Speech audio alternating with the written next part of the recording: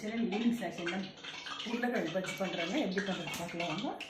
அது கடல மாவு 1 கப்புங்க, அரிசி மாவு 1 கப்பு, வெங்காயம், உப்புங்க, மிளகாத்தூள், சோடா உப்புங்க, உருளைக்கிழங்கு. இது பக்கோடா போட்ட மிச்சம் அந்த மாவில் வந்து ஆனியன் பக்கோடா போடுறாங்க.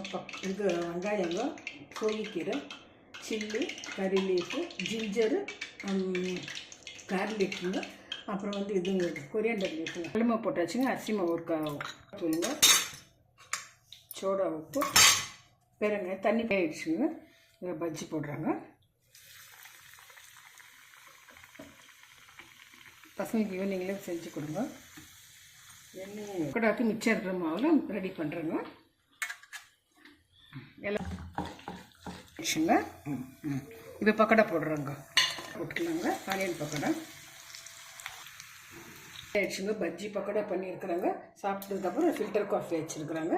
இது